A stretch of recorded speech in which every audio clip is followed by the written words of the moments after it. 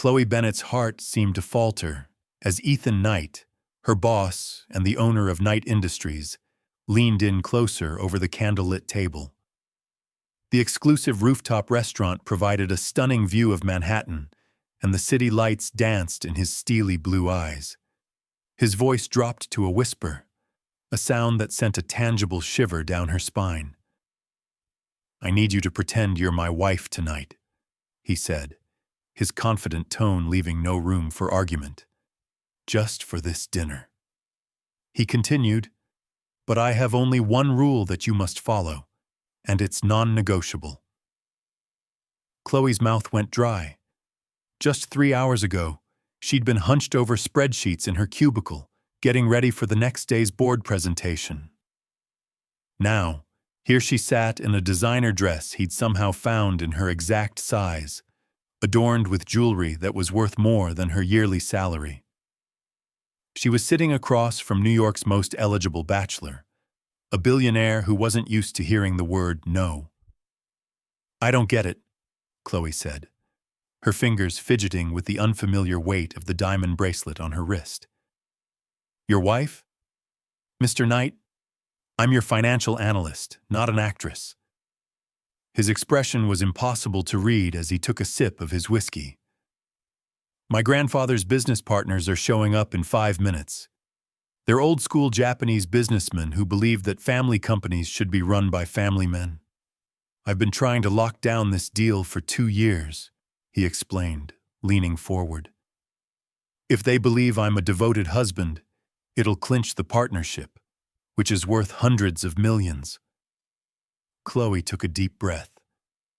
At 28, she had spent 6 years working her way up the corporate ladder at Knight Industries, determined to make her mark in a field dominated by men. Ethan Knight had barely noticed her until that day, when her supervisor got sick, pushing her into the spotlight to present the quarterly report. "And the rule?" she asked, her voice more stable than she felt. A flicker of something crossed Ethan's eyes. "The rule is straightforward. Don't fall in love with me." An unexpected laugh escaped her. "That won't be an issue, Mr. Knight." His smile was cold, not reaching his eyes. "Good, because I've seen what happens when people mix business with personal feelings. It never ends well." He glanced toward the restaurant entrance. "They're here. From this point on, you're Chloe Knight, my loving wife of 2 years. We met when you were a consultant on a project for my company. It was a whirlwind romance, followed by a very private ceremony in the Maldives." Before Chloe could even wrap her head around how absurd this all was, Ethan was on his feet, greeting 3 distinguished-looking Japanese businessmen. His hand rested on the small of her back, guiding her forward. His touch was firm and possessive, a flawless performance for their audience. "Gentlemen, I'd like to introduce my wife, Chloe." The evening became a blur of polite chatter, incredible food, and the constant, warm presence of Ethan next to her. He played his part perfectly. He was the attentive husband, his hand occasionally touching hers, sharing secret smiles, and recounting the story of their fictional first date with such rich detail that Chloe almost started to believe it herself. What was most surprising was how naturally Chloe fell into her role. Maybe it was her business background, or maybe it was the way Ethan looked at her, as if she was genuinely important to him. Whatever the reason, by the time dessert arrived, she found herself leaning against his shoulder, laughing at his jokes, and feeling a dangerous warmth spread through her chest whenever their eyes met. The Japanese businessmen were completely charmed, especially Mr. Yoshida, the senior member of the group, who raised his glass for a toast to partnerships, both in business and in life. May they both prosper with trust and loyalty. After dinner, the businessmen left, leaving Chloe and Ethan alone on the rooftop. The performance should have been over, But Ethan's hand stayed on hers, his thumb tracing lazy circles on her skin. "That went better than I ever could have hoped," he said softly. "You were incredible, Chloe." "Thank you," she replied, suddenly feeling awkward now that they were alone. "I should probably get going. It's late and I've got that board presentation tomorrow." Ethan nodded but didn't let go of her hand. "About that presentation, I want you to lead it. Your work on the quarterly report was impressive. You notice patterns that others don't." Chloe blinked, surprised. "That's my supervisor's job. He'll be back tomorrow." "I'm making it your responsibility now," Ethan said firmly. "I know talent when I see it." The car ride to her apartment was silent, the space between them thick with an unspoken tension. When they got there, Ethan walked her to the door of her modest building, a world away from his own penthouse lifestyle. "Tomorrow morning, 8 o'clock sharp, in my office. We'll prepare for the board," he said. Then he did something unexpected. He leaned down and brushed a light kiss against her cheek. "A performance for no one. Good night, Mrs. Knight." Chloe watched him walk away, her cheek still warm from his touch. The rule echoed in her mind. Don't fall in love with me. It wasn't until she was safe inside her apartment that she found the envelope in her purse. Inside was a bonus check with more zeros than she had ever seen, along with a handwritten note. "For services rendered, the jewelry is yours to keep as well. E.K." The warmth that had been building inside her all night turned to ice. Of course, to Ethan Knight, everything and everyone had a price. It was a business transaction, and nothing more. Chloe dropped the check on her coffee table and collapsed onto her sofa. She should have been feeling grateful for the opportunity, the bonus, the career advancement. Instead, she just felt empty.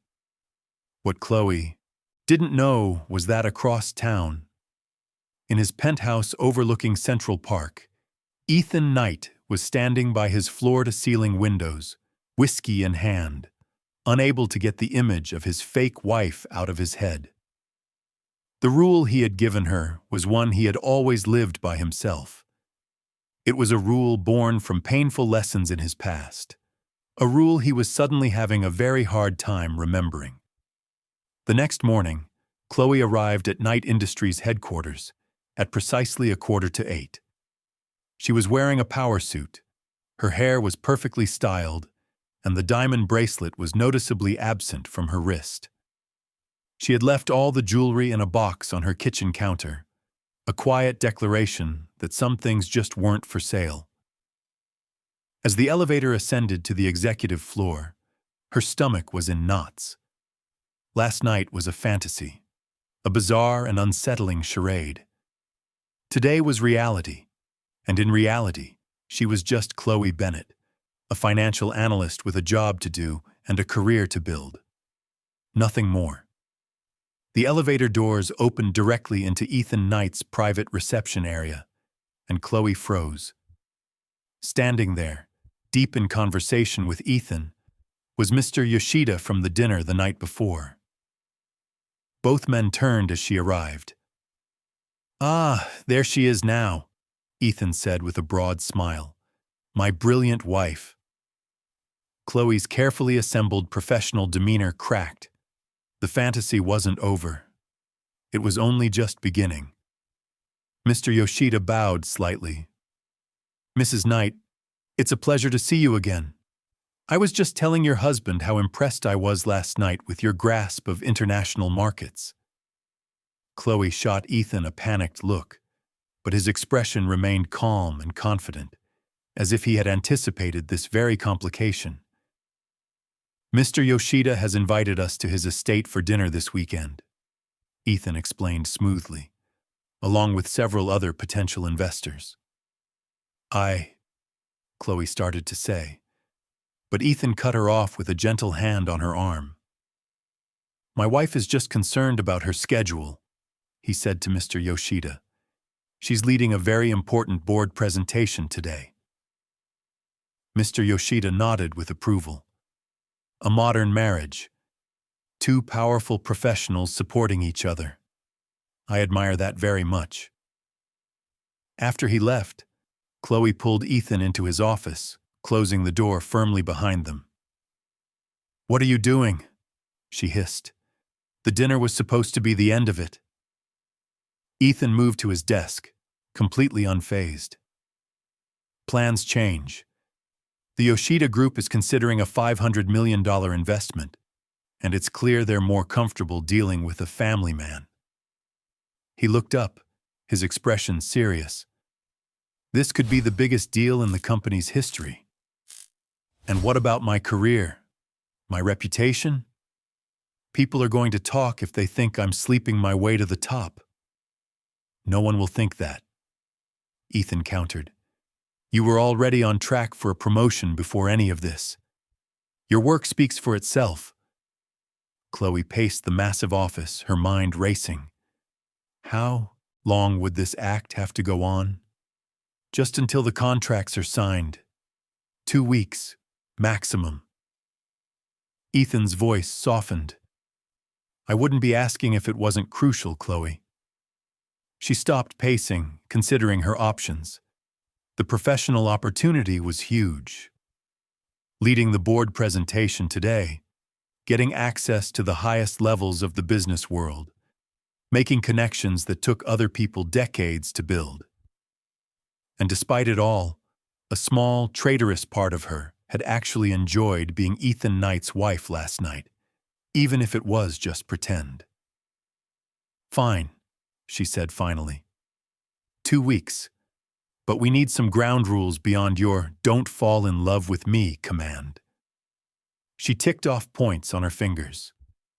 "First, my work always comes first. Second, no more surprise kisses. And third, I want a promotion. A real one, not just for playing dress-up for investors." A slow smile spread across Ethan's face, and this time it actually reached his eyes. "Are you negotiating with me? Bold move, Bennett. Is that a yes or a no, Mr. Knight?" He held out his hand. "Deal." As they shook on it, neither of them noticed Ethan's assistant, Susan, standing in the doorway, her eyes wide, having heard just enough to jump to all the wrong conclusions. By lunchtime, whispers were spreading like wildfire throughout Knight Industries. The Ice King had secretly married a junior analyst from the finance department. The truth was far more complicated and dangerous than any office gossip could ever imagine, because despite their agreement, the rule was already starting to crack. By Friday afternoon, Chloe's life had turned into an elaborate performance she could barely recognize. Her board presentation had been a huge success, earning her looks of admiration from executives who had never given her a second glance before. The office whispers followed her everywhere, a mix of jealousy and curiosity. The story of her secret marriage to Ethan Knight had spread uncontrollably, despite HR's attempts to shut down the gossip. "You have visitors, Mrs. Knight," Ethan's executive assistant, Susan, announced with poorly hidden disapproval. 3 days into their charade, and Susan still hadn't warmed up to Chloe. Chloe looked up from the financial projections on her new office computer. Her promotion had included a corner office on the executive floor, conveniently located near Ethan's suite. "I don't have any meetings scheduled," she replied, checking her calendar. "They're not on your schedule," Susan said, her lips pursed. "It's your parents." Chloe's blood ran cold. Her parents. The door swung open before she could say anything, revealing her mother's beaming face and her father's confused expression. "Surprise!" Eleanor Bennett rushed in, wrapping Chloe in a hug that smelled of floral perfume and questions. "Why didn't you tell us you got married? And to Ethan Knight, of all people. We had to hear about it from Betty Miller, who saw it in some online society column." "Mom, Dad, I can explain," Chloe started. but her father interrupted. Your mother insisted we come down immediately, packed our bags, and drove straight here from Connecticut. Richard Bennett looked around the luxurious office. Executive financial strategist. Last month you were just an analyst. Chloe's mind was racing. Her parents lived only 2 hours away in Hartford, where her father was an economics professor at the university, and her mother ran a successful interior design business. They were practical people who valued honesty above everything else. This lie would devastate them. I was going to call you this weekend, she improvised, desperately trying to find a way out. It all just happened so fast. Eleanor clasped her hands together. A whirlwind romance, just like in the movies. The office door opened again, and Ethan walked in, his timing perfectly awful. He froze for a second when he saw Chloe's parents, then smoothly slipped into the role of the doting husband. You must be Eleanor and Richard, he said warmly, stepping forward to shake their hands. Chloe talks about you all the time. I'm sorry we haven't had a chance to meet until now. Eleanor was practically glowing. The apology is all ours. We should have invited you to dinner ages ago, but Chloe never even mentioned she was dating her boss. I like to keep my personal life private, Chloe said weakly. Understandable, Ethan agreed, putting his arm around her waist with practiced ease. We wanted to enjoy our newlywed bubble before making any big announcements. Richard narrowed his eyes, his professor's gaze full of scrutiny. It's pretty unusual to keep a marriage secret from your own parents. An uncomfortable silence filled the room. Chloe could feel her carefully built world starting to fall apart. Actually, Ethan said, his voice taking on a surprising note of vulnerability. That was my fault. My last relationship ended badly when the media attention got to be too much. I wanted to protect Chloe from that for as long as I could. The sincerity in his voice took Chloe by surprise. She knew Ethan's engagement to socialite Isabella Croft had ended badly 3 years ago, but he never talked about it. His pain seemed real. Richard's expression softened a little. I suppose I can understand that. The media can be like vultures. Why don't we all have dinner tonight? Eleanor suggested brightly. We're staying at the plaza. We could celebrate properly. Chloe shot Ethan a panicked look, but he was already agreeing enthusiastically. We'd be delighted. 7 o'clock. After her parents left, Chloe collapsed into her chair. This is getting out of control. Ethan perched on the edge of her desk. It's just one dinner. They seem lovely. They are lovely, Chloe snapped, which is why I hate lying to them. And what happens when our marriage conveniently falls apart after your business deal is done? A shadow passed over Ethan's face. We'll deal with that when we get there. He stood up to leave, then hesitated. By the way, the story about Isabella was true. The press hounded her until she fled to Europe. Chloe's anger faded a bit. I'm sorry. That must have been hard. It's ancient history, he said dismissively, but something in his eyes told a different story. Wear the blue dress tonight. It brings out your eyes. Dinner with her parents turned out to be surprisingly pleasant. Ethan charmed them effortlessly, telling them stories of his humble start in Seattle before building Knight Industries from the ground up. Chloe had never heard these details before. His father's death when Ethan was 16, working 3 jobs to support his mother through her illness, launching his first tech startup from a garage. You never told me any of this, Chloe said quietly, while her parents were busy with the dessert menus.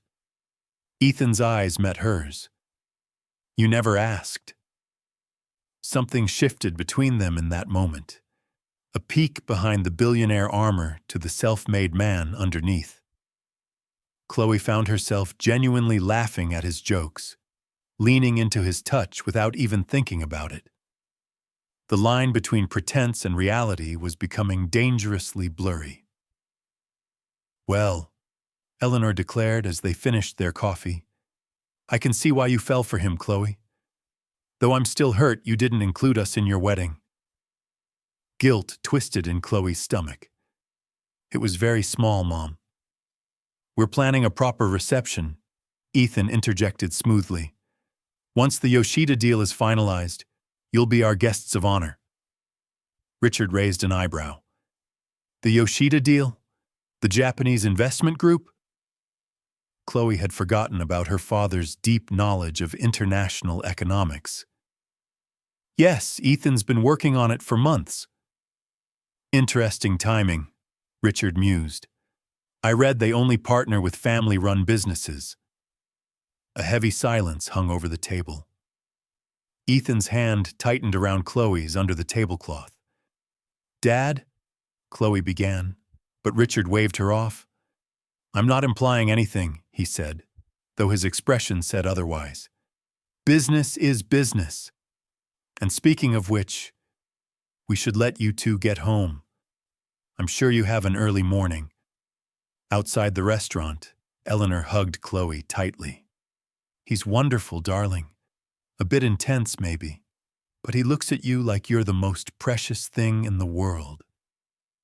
Chloe's throat tightened. "Does he?" "A mother notices these things." Eleanor patted her cheek. "Just be careful with your heart, sweetheart. Men with empires sometimes have trouble making room for love." In the car on the way back to Ethan's penthouse, where Chloe had reluctantly agreed to stay to keep up appearances, the silence stretched between them. "Your father suspects," Ethan finally said.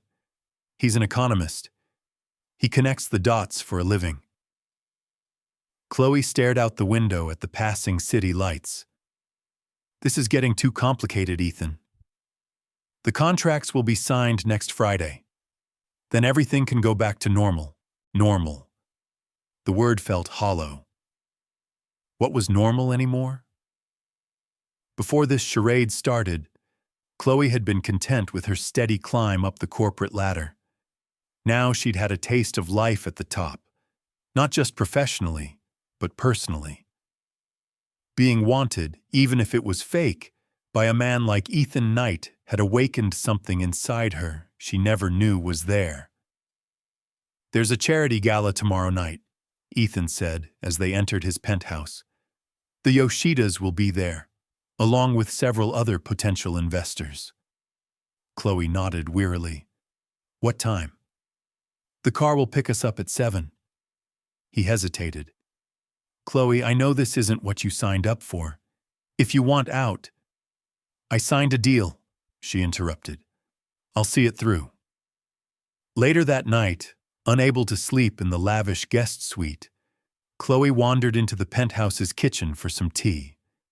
She was surprised to find Ethan there in just his pajama pants, staring at a laptop screen. "Sorry," she said, turning to leave. "Stay," he said softly. "I could use the company." Against her better judgment, Chloe sat next to him at the counter. "Trouble sleeping?" "Always." He rubbed his eyes. "I was looking at the presentation for the Yoshidas. Something feels off about their financing structure." Chloe leaned over to look at the screen. Financial analysis was her expertise, and despite her complicated feelings about the situation, her professional instincts took over. "May I?" For the next hour, they worked side by side, uncovering discrepancies between the Yoshida Group's reported assets and their actual holdings. Ethan's closeness was distracting. The scent of his skin, the warmth coming from his bare chest. But Chloe forced herself to concentrate.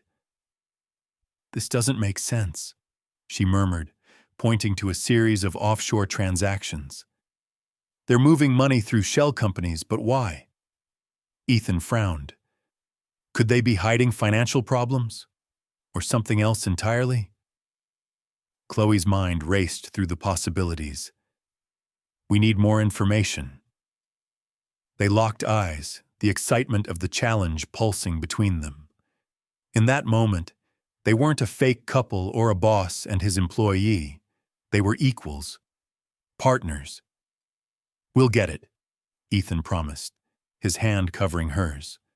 Together. The touch lingered a little too long. Chloe knew she should pull her hand away, but instead she found herself leaning closer, drawn in by a magnetic pull she couldn't explain.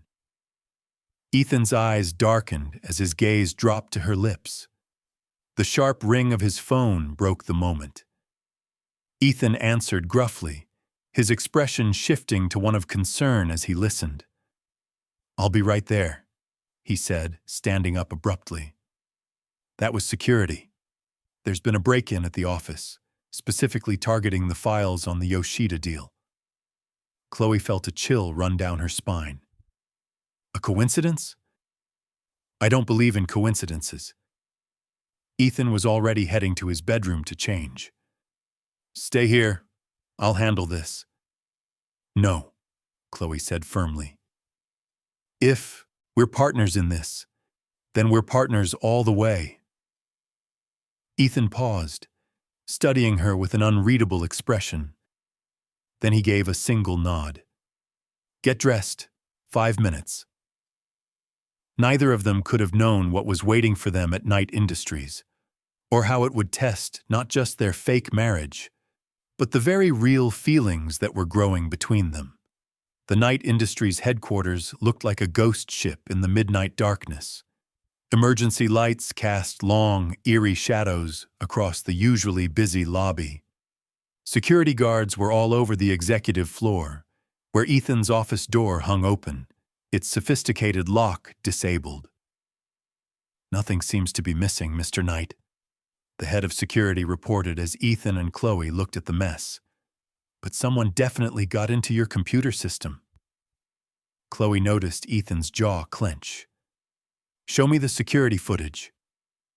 The video showed a figure in a hoodie moving with practiced skill through the office, using high-level access codes to get into restricted areas.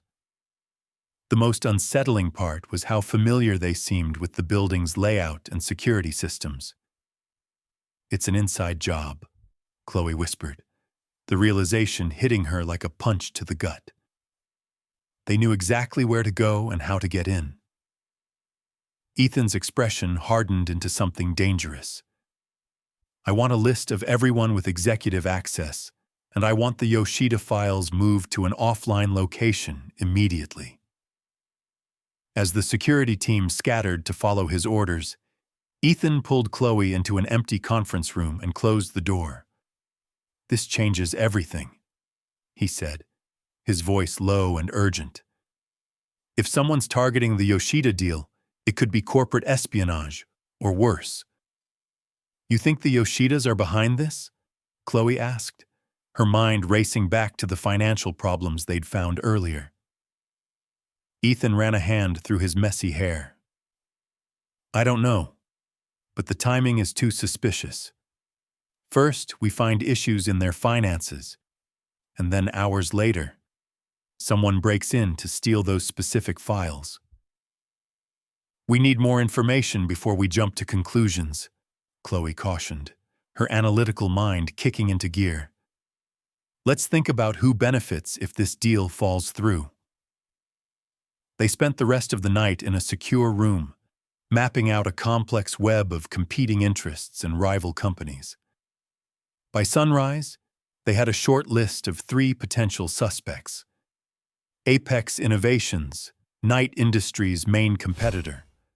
Marcus Thorne, a board member who had been loudly against international expansion. And the Yoshidas themselves, whose financial tricks suggested they might be more desperate than they appeared. Exhausted, Chloe leaned back in her chair, rubbing her tired eyes. "So, what do we do now?" "We stick to the plan," Ethan decided after a moment. "The charity gala tonight is our chance to watch the Yoshidas up close. Maybe get some answers. If they're involved, they might slip up under pressure. And if they're innocent? His eyes met hers. Then we're still in danger because someone else is trying to sabotage this deal. They went back to Ethan's penthouse as the city started to wake up, both of them too wired to sleep even though they were exhausted. Chloe showered and changed into fresh clothes. Her wardrobe had mysteriously expanded to fill a section of Ethan's guest closet, while Ethan made urgent calls to beef up security. When she came out, she found him on the balcony, staring out at the Manhattan skyline. The morning light softened his usually sharp features, revealing the heavy burden of responsibility he carried. "You never stop, do you?" she asked, joining him at the railing. He glanced over at her, a wry smile on his lips. "Can't afford to. Even billionaires need to rest." His expression turned serious. "The more you build, the more you have to lose." Something in his tone made Chloe pause. "Is that why you made your rule? Don't fall in love with me?" The question hung in the air between them, more intimate than she had intended. Ethan's gaze went back to the skyline. "My father died when I was 16. A heart attack, right in the middle of a board meeting. He'd built a small construction company, worked himself to death for it." Ethan's voice was distant, like he was telling someone else's story. "My mother fell apart. Their love was all-consuming. When he died, a part of her died with him." "I'm sorry," Chloe said softly. "I swore I'd never let myself be that vulnerable, never give anyone that kind of power over me." He turned to face her directly. "Then Isabella happened." "Your ex-fiancée?" Ethan nodded. "She was brilliant, ambitious. I thought we understood each other, that she loved me for who I was, not for what I had. Then the tabloids published pictures of her with her ex-boyfriend just weeks before our wedding." Chloe winced. "That's awful." "The worst part wasn't the betrayal. It was realizing how close I'd come to breaking my own rule."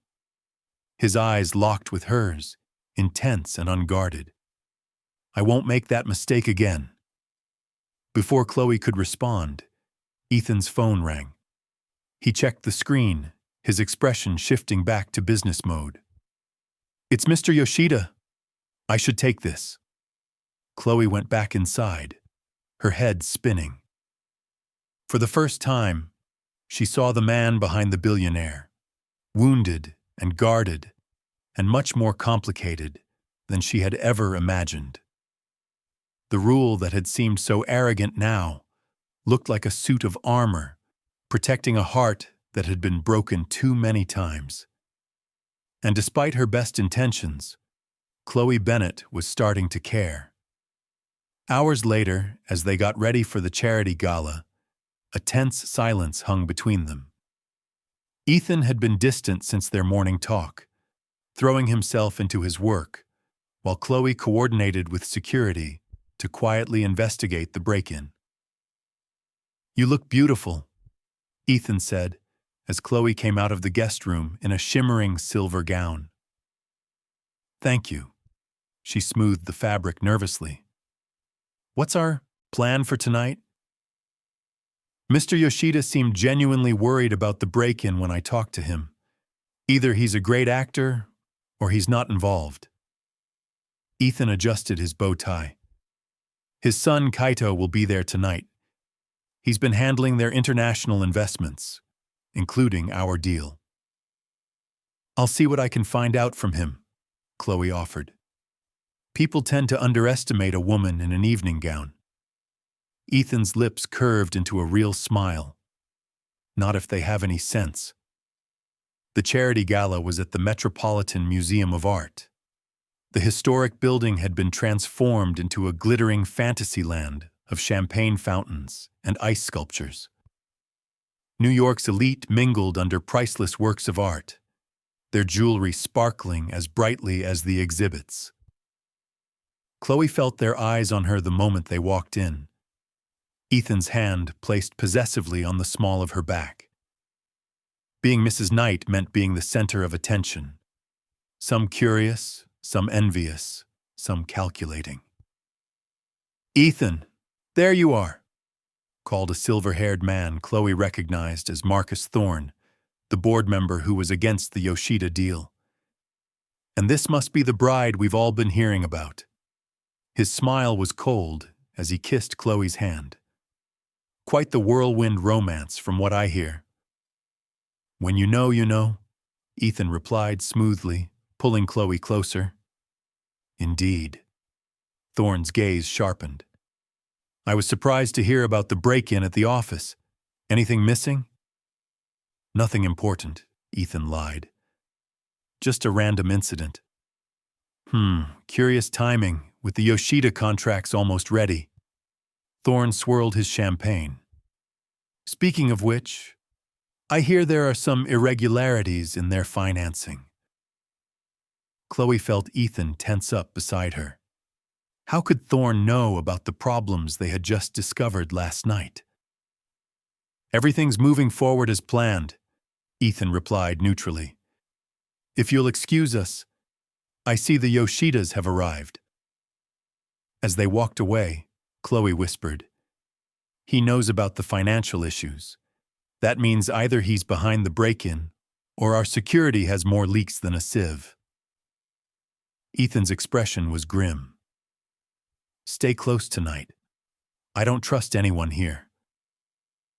Kaito Yoshida turned out to be surprisingly open after a few glasses of champagne. He was younger than his father, with a Western education and perfect English, and he spoke honestly about their family business. "My father is traditional, but I've been pushing for us to modernize," he confided to Chloe, while Ethan was briefly cornered by investors. "This deal with Knight Industries is crucial for our future." "Why is that?" Chloe asked innocently, sipping her champagne. Kaito hesitated, then leaned in closer. "Between us, we're facing a lot of pressure from competitors in Tokyo. Without expanding into the West, we could lose a significant amount of our market share." "That sounds serious." "It is. But your husband's company has exactly what we need: technological innovation combined with financial stability." He studied her with a new interest. "My father was impressed with your financial knowledge at dinner. Maybe you could look over some proposals I've been working on." "I'd be happy to," Chloe replied, seeing an opportunity. "When were you thinking?" "Tomorrow morning, I could bring them by your office." Before Chloe could answer, a commotion broke out across the ballroom. She turned to see Ethan confronting a striking blonde woman, their body language tense and hostile. "Ah, Isabella Croft," Kaito observed. "Your husband's ex. This should be interesting." Chloe's stomach dropped as she recognized the woman from tabloid pictures. Tall, aristocratic, with the confidence of old money. Ethan's former fiancée was back in New York. Making her excuses to Kaito, Chloe moved quickly to Ethan's side, just in time to hear Isabella's cultured voice dripping with contempt. "Marriage? Really, Ethan? We both know you're not capable of real commitment." Ethan's face was a mask of controlled anger. "What are you doing back in New York, Isabella?" "Business," she replied vaguely, her eyes shifting to Chloe. "And this must be the lucky bride." "Enjoying your time as Mrs. Knight? However long it lasts."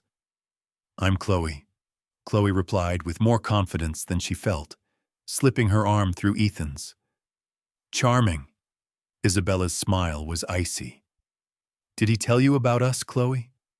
About how he chose his precious company over me? How he buried himself in work instead of facing his feelings?" Ethan's jaw tightened. "You chose someone else, Isabella. Let's not rewrite history." "Because you were never there."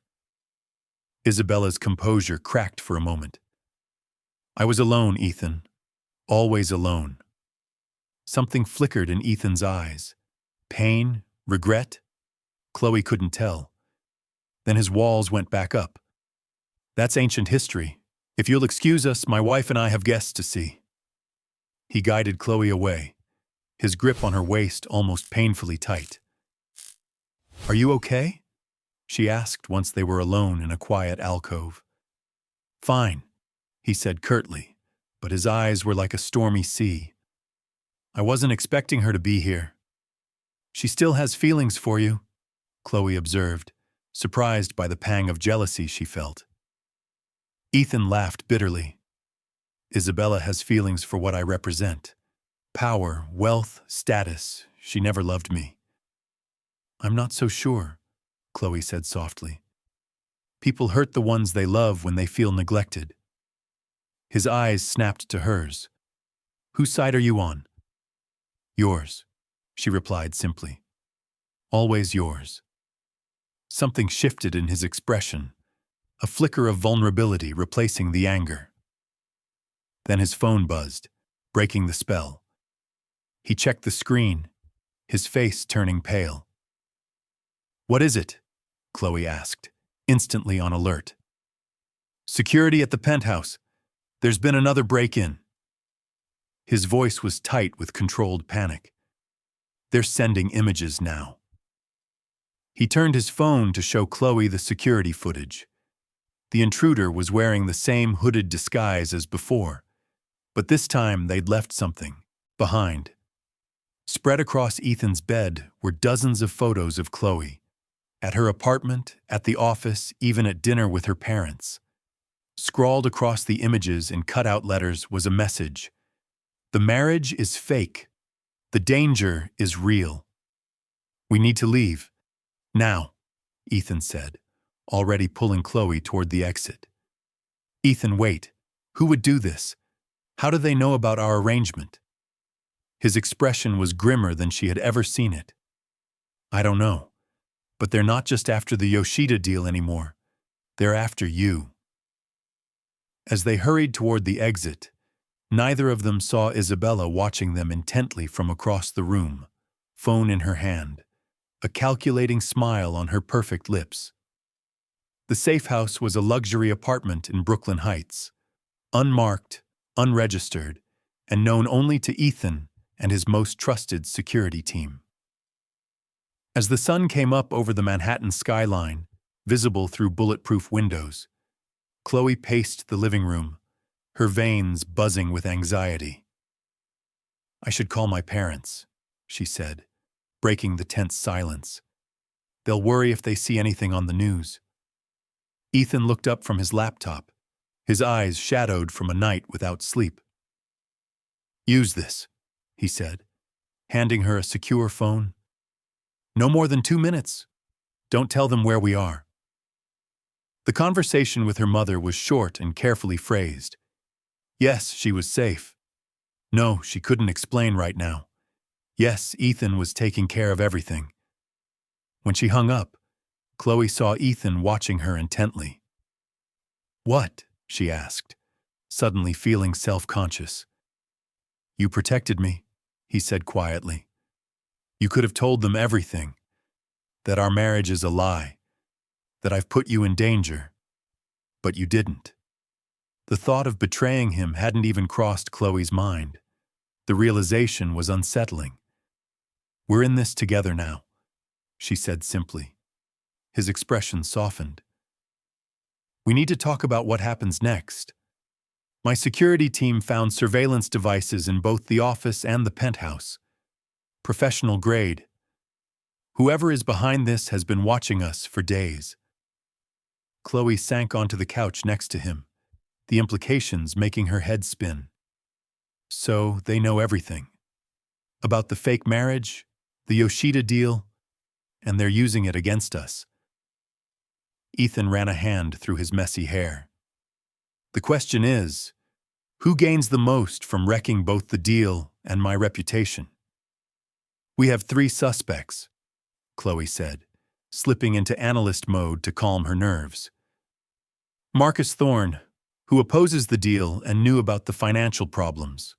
Apex Innovations, your biggest competitor. and now Isabella, who has both a motive and the opportunity.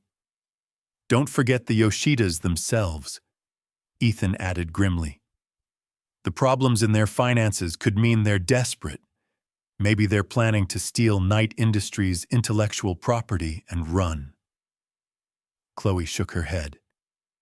That doesn't explain the photos of me or the warning. This feels personal. Everything in business is personal, Ethan said with a surprising bitterness. Especially revenge. A notification popped up on his laptop. Ethan's expression darkened as he read it. The break-ins have leaked to the press. The New York Times is running a story suggesting corporate espionage related to the Yoshida deal. He scrolled down, his face paling. And page 6 has photos of us running from the gala, speculating about trouble in paradise for New York's most secretive power couple. Chloe's stomach churned. This is getting out of control. I'm ending it, Ethan said decisively, closing his laptop. I'm calling off the Yoshida deal. What? Chloe stared at him in disbelief. You can't. You've worked on this for 2 years. It's not worth your safety. His voice was like steel, his decision final.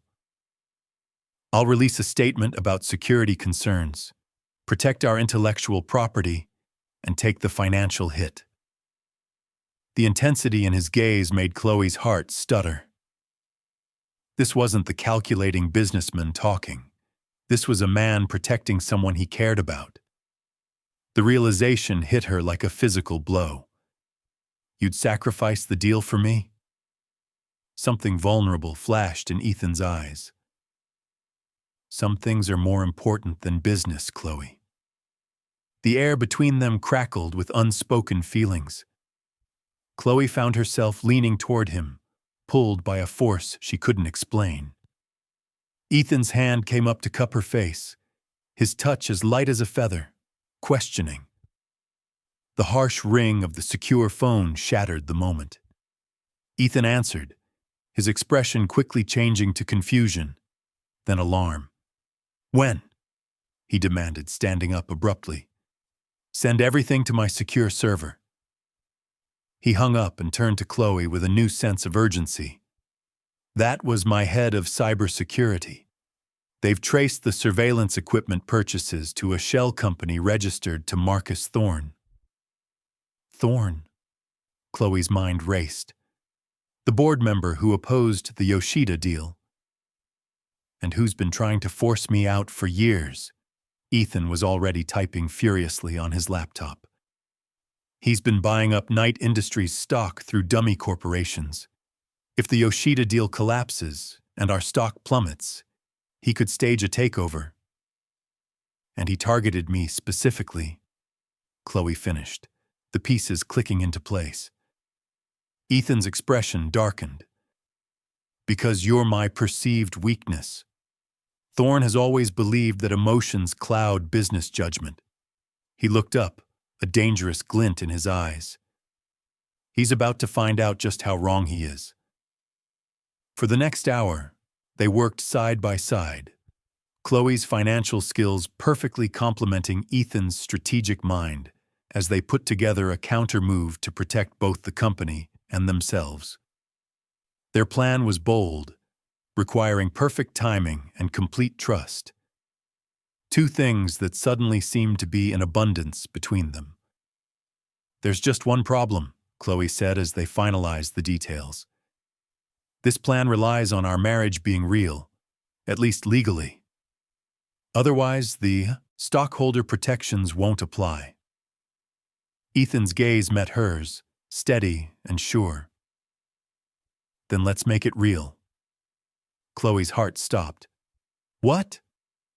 Not permanently, he clarified quickly. Just legally, temporarily, enough to use the stockholder protection clauses and beat Thorne at his own game. Oh. The wave of disappointment that washed over her was irrational and unwanted, but she couldn't deny it. Of course. Ethan studied her face, something unreadable in his expression. Unless. The word hung between them, full of possibilities that neither of them dared to say out loud. Before Chloe could answer, Ethan's phone rang again. It was Kaito Yoshida, asking for an urgent meeting. Despite the risk, they agreed to meet him at a neutral location, a private room in a high-security hotel where Ethan kept a permanent reservation for sensitive negotiations. Kaito showed up alone, looking visibly stressed. "My father doesn't know I'm here," he said, without any preamble. "But I found something you need to see." He pulled out a tablet showing internal communications from the Yoshida group, specifically, messages between his father and Marcus Thorne going back for months.